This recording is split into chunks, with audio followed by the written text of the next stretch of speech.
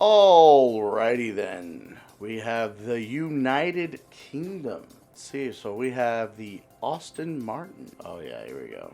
This is the V12 Vantage 2010. This is sitting at 494 horsepower or 408 foot-pounds of torque. Yeah, it's a pretty cool style. That's, you know, like Aston Martin synonymous to have that grille styling like that. It looks like I got two of them. This one being jet black, that's pretty cool. Alright, let's see what else we got here. So the Aston Martin DB9 Coupe from 2006. This is a 435 horsepower, 407 foot-pounds of torque. So then we got the 2003 DB9 Coupe, 435 horsepower, 407 foot-pounds of torque. And then they got this big chunky thing. I always thought this was such a fat bitch. The 1999 V8 Vantage. This one's sitting at 526 horsepower, 544 foot-pounds of torque. Then you have the 2004 Vanquish. 445 horsepower with 387 foot-pounds of torque. And then you have the 2000 DB7 Vantage Coupe. This is sitting at 406 horsepower with 387 foot-pounds of torque. Alright, now we have the Jaguar. The 1988 XJR9 LM race car. 886 horsepower, 681 foot-pounds of torque. Then we got a 2010 XKR Coupe. So this is sitting at 488 horsepower at 447 foot-pounds of torque. Oh, look at this classic. The 1966 XJ13 race car. So yeah, this is one of those cars I had to beat in that racing circuit that I was telling you that I was using my Camaro, my 1969 Camaro that I converted into a race car. And it was an honor and a pleasure to race against stuff like this and succeed the way I did. I mean, I pushed to win. I mean, this car, if I'm not mistaken, out of that circuit, the Ferrari came in first and this came in second. Man, that would have, man, I swear to God, that's what hurts the most, is I should have been able to have saved like a recording of that race. That way I could just have it and look over it again and be like, wow, you know, I did this and I did that. I might critique myself because I'm one of those, oh shit, I could have took that turn better or whatever, you know, could have braked sooner over there or whatever. But man, what a style too. Look at this thing. Mid-engine rear-wheel drive. It's at 495 horsepower at 374 foot-pounds of torque at 998 kilograms. And then we got the 2007 XK Coupe Luxury. So this is like the luxury version of that other one we were looking at, because this is only 289 horsepower, 300 foot-pounds of torque. Now let's see, as standard goes, it looks like standard they gave me the same car, so as standard I still have one of these as well. Then we have a 2010 XFR. This is at 488 horsepower, 447 foot-pounds of torque. Then we have, the race car version of the XJ220. So this is at 525 horsepower, 460 foot-pounds of torque. Oh, the 1961 E-Type Coupe.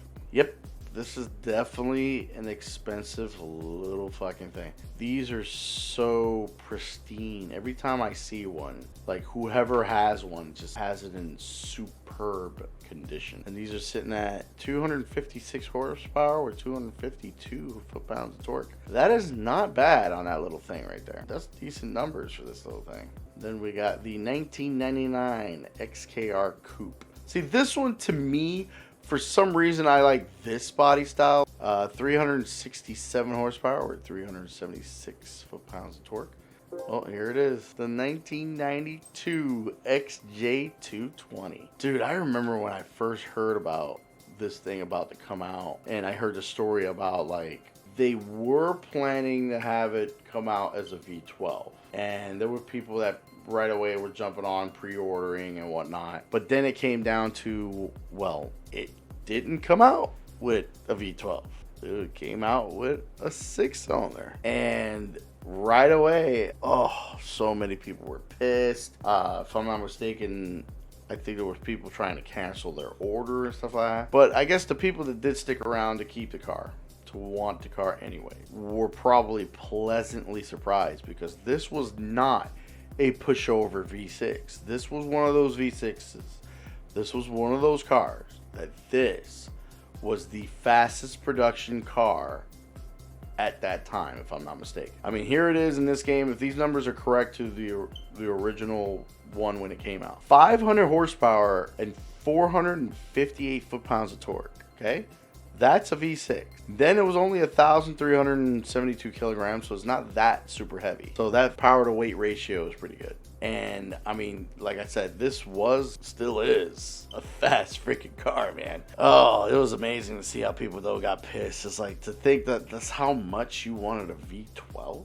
Okay, I mean, yeah, that's like me in most cases. I do want my V8. I love my V8s, but I can't sit here and say that all V6s are crap. Because here's an example of a supercar with a V6 that was just freaking fast, man. That sucker was fast. And like I said, every single person that managed to keep one was pleasantly surprised.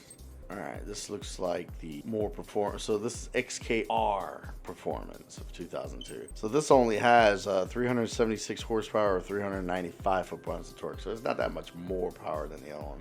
And then we conclude on Jaguar with the S-Type R. 387 horsepower and 395 foot-pounds of torque. All right, let's go with the Lotus. Looks like I got some racing mod versions and regular versions. So what's this? The racing mod version of the 2004 Elise 111R. I definitely dig these little things, man. These things look so cool. So this is sitting at 203 horsepower, 141 foot-pounds of torque, 720 kilograms. Let's go to the regular one real quick. Yep, a lot less. So it's 108 horsepower, 136 foot-pounds of torque. And this is at 860 kilograms. And you had the regular Elise from 1996, 114 horsepower, 117 foot-pounds of torque. So the racing mod one went up to 125 horsepower, 122 foot-pounds of torque. As a racing mod version, it does look better. I still like the 2004 more. Then we got the 2009 Evora. For this, it's sitting at 268 horsepower with 244 foot-pounds of torque. This Esprit 2002 V8. So this is only sitting at 342 horsepower with 286 foot-pounds of torque. See, now I'm not aware of what motor this one's using, but I know for a fact that the Elise, those particular cars, are using a Toyota 4-cylinder. I know that for a fact. So they also had it. I also have another 2002 version of that car. And then it looks like I got also the 2004 111R. Then you got the 111S from 2003. By looks, it's not that far off. By power, it's definitely a difference. The other one's 188 horsepower. This is 148 horsepower, 124 foot-pounds of torque. So the S, between the S and the R is better performance. Then this is a 1998 Esprit V8 GT. So it looks like almost the same as the other one, just without the spoiler. I think it's the same horsepower, 342 horsepower, 286 foot-pounds of torque. 1999 Motorsports Elise, 195 horsepower, 140 foot-pounds of torque. Oh my God, the 1971 Europa Special. Look at that little son of a gun.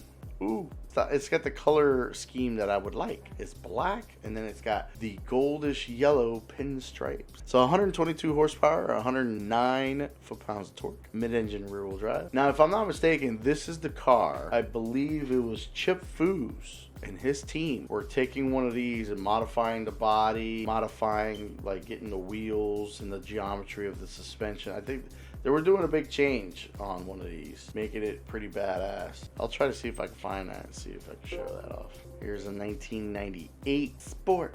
This is at 181 horsepower, 137 foot-pounds of torque. The 1962 Elaine S1. This is at 100 horsepower, at 104 foot-pounds of torque. 639 kilograms. Not that bad. That power to weight ratio might be pretty decent for a little thing like that. the Lotus. This is sitting at 364 horsepower with 398 foot-pounds of torque. All right, here's another version of the Esprit from 1998, the SE model. So I believe it's still the same power, right? 342 horsepower at 286 foot-pounds of torque. Then you got the 2001 Elise Type 72, which this is definitely, like I said, this is the model I would prefer. Like, it looks a little more aggressive, a little more mean. Also, you know what? The more I look at that front end, the more it reminds me of a Wasp. That's what I'm getting the vibes of that look. So this is a 116 horsepower, 120 foot-pounds of torque. Oh shit, now that I look at it, I believe this car has the laurel that I use for my logo. Yeah, it's got a laurel on the side. Oh shit. This is like the Gladiators of War variation of the car. Then here's the older version, the 1987 Esprit Turbo HC. This one's sitting at 208 horsepower with 213 foot-pounds of torque. And then you can tell that's 80s, man. You can tell that's the 80s, bro. See, like, this one's a 2000 Esprit Sport 350. So this one's the more sportier one. So it's the ground effects a little bit different there on the front bumpers, on the side skirts, and the spoiler's a lot different. But power, I don't think the power is different. I mean, it's 342 horsepower, 286 foot-pounds of torque. Now, if I'm not mistaken, though, out of one of these, though, it might have been this one, but out of one of these, only one I was allowed to really get a damn good amount of power out of it, beefing it up in the game. And then we end Lotus with a 2000 Elise at 116 horsepower and 119 foot-pounds of torque. Now, for what the United Kingdom is definitely known for when it comes to performance, the McLaren. So this one in particular is the McLaren MP4 12C from 2010. Obviously the stylings on these are pretty nice. This one in particular is at 582 horsepower or 451 foot-pounds of torque and only 1,350 kilograms. This is a fast car. These are fast cars, but this is the daddy right here. If I'm not mistaken, this is the one, the 1994 McLaren F1. This is the one where it's a three-seater, so you got the one front seat there for the driver and two on the side, kind of proportioned behind them. It's sitting at 607 horsepower with 465 foot-pounds of torque. And at the time that this came out, I'm pretty sure this was the fastest car, period, out in the market at 94. And it's still to this day one of the fastest cars, man. Like, I don't know where it sits in a ranking right now of like how some of the vehicles are now, but I mean, this thing is just badass. It was a freaking ridiculous car. And if I'm not mistaken, someone went to a certain someone named Jay Leno, because Jay Leno definitely has one, and he took out for a ride. I'll try to see if I can put that video in the description below. And then, oh look, I got the Stealth model. So this is at 642 horsepower with 484 foot-pounds of torque. And now a brand that I've only known about also through Gran Turismo, the TVR. So this is a TVR Tuscan Speed 6 with the racing mod on it. So as a racing mod, definitely looks pretty cool. And then this is the 2002 DeMuro, sitting at 334 horsepower with 281 foot-pounds of torque. I ain't gonna lie, the more I look at these cars, it's like they had like a crazy ambition to create some of these vehicles. This TVR is just, I don't know. Like, here's the regular version. So here's the Tuscan Speed 6 from 2000. I believe, I don't know, did Doug DeMuro do a review of one of these? Because last I remember, I think he did. I think Doug did a review of one of these. But what it was, he went to Canada, because that was the only way that, see, Canada don't have strict laws like we do when it comes to importing and whatnot. And so Doug was able to check that car out while it was in Canada. The thing is weird. If I could try to find the video, I'll put it in the description below. But yeah, what a hell of a looking car. Then we got in standard, I still have also 2002 DeMuro in standard.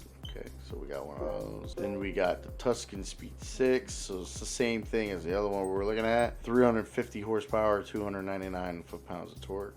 Then we got the 1991 V8S. Kind of interesting look. It's got like a, I don't know, it feels like it's got a look that's similar to something. Maybe that, what's that, Triumph kind of has that look. So this is sitting at 231 horsepower with 261 pounds of torque. Then we got the 1994 Griffith 500. 330 horsepower with 340 foot-pounds of torque. Then you got the 2003 T350C. 339 horsepower or 281 foot-pounds of torque. Now this, of course, I only knew through Gran Turismo, and this is a crazy looking fucking thing. I mean, look at this thing. It's thick, wide. The part that I find a little weird is the way they decided to do that rear bumper on this thing. Like, it's just weird. Like, why would you want all of that hanging out? All that sticking out right there. Whatever. Cerberus Speed 12. 774 horsepower with 628 foot-pounds of torque. And I believe I beefed this up even more. I think it would go over 1,000 horsepower easy. And here's the thing. This is a Cerberus Speed 6. So it's like the child of the other vehicle we were just looking at. So this is 339 horsepower with 319 foot-pounds of torque. So now we also have in the UK, this is the AC 427 SC from 1966. It's at 463 horsepower with 465 foot-pounds of torque. Then the only thing they have Bentley in this game is apparently a race car, which is kind of sad. I'm wondering if the other subsequent games had Bentleys that were regular cars. This being as a race car, it's 761 horsepower, 686 foot-pounds of torque. Then we got Caterham. This is a 2002 7 Fireblade. This little thing at 152 horsepower with 87 foot-pounds of torque, but it is only 369 kilograms. Now this, I have no idea. Ginetta G4. So this is from 1964, this little guy. 86 horsepower, 92 foot-pounds of torque at 454 kilograms. Ah, the Jensen. The Interceptor Mark III from 1974. Bumping 371 horsepower with 474 foot-pounds of torque. And then we got the Land Rover. So Range Stormer Concept. So this as a concept supposedly it'd be 334 horsepower at 395 foot-pounds of torque. And it was funny to think that at one point, because I don't think it is anymore, I don't know when it happened, but I know Ford used to own Land Rover, Jaguar, Aston Martin, and then eventually I think they cut ties on all that, and I think those companies became their own thing. Now here's a thing I've never heard, only through Gran Turismo. Lister Storm V12 race car. So at 575 horsepower at 562 foot-pounds of torque. Now here's a company that I heard about. So this is the 1997 MGF from the company MG. This is 139 horsepower at 124 foot-pounds of torque. This is a 2003 TF160 at 153 horsepower, 124 foot-pounds of torque. This is a mid-engine rear-wheel drive, really. Marcos, never heard of that one until Gran Turismo. This is a 1970 Mini Marcos GT. What a fucking looking car. What the hell? 72 horsepower, 76 foot-pounds of torque at 559 kilograms. Wow, that's a small little thing. I wonder how small that really is. Like, if I'm standing next to it, like, is this really mini? Like, is it really that small with that slouch ass? I don't like that design. I don't really care for the design too much. So here's that one I was thinking about. That one TVR shared this front end look and the rear end, actually. Maybe that's what it was. See, this is Triumph, right? Maybe that's what the T from TVR is. This is at 69 horsepower, 79 foot-pounds of torque on an 809 kilogram vehicle. Vauxhall, which if you saw the other video, Opel and Vauxhall is like the same shit. 191 horsepower at 178 foot-pounds of torque. Then they have the Vauxhall Tigra 1.6i. So 101 horsepower, 105 foot-pounds of torque. Then we got the Vauxhall Vectra 3.2 V6 from 2003. So at 201 horsepower and 214 foot-pounds of torque. And then here's another Vauxhall VX220, but this is not a turbo, so that's why it's 140 horsepower with 145 foot-pounds of torque. Then we got the Corsa Comfort 1.4 from 2001. It's 84 horsepower, 89 foot-pounds of torque. And now here comes some racing cars. Calibra Super Touring car from 1994. So this is 435 horsepower at 214 foot-pounds of torque. And then we have the Astra Super Touring car from 2000. 439 horsepower and 357 foot-pounds of torque. And that's it. That's it for the United Kingdom, and I believe that's it. That is the last company that I'm dealing with in these videos. Thank you for joining me. Thank you for checking out the other ones. Hopefully you enjoyed checking out the other ones and me talking smack about some of these cars. But being a car guy, like, it is amazing to see all these different cars that I never really was aware of until Gran Turismo. But yeah, it was cool. This was fun. I enjoyed checking out these cars and revisiting this.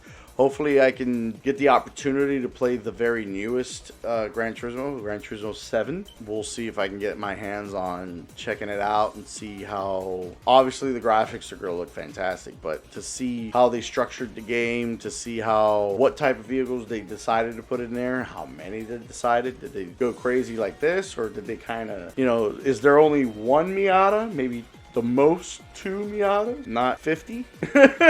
We shall see, and until then, later.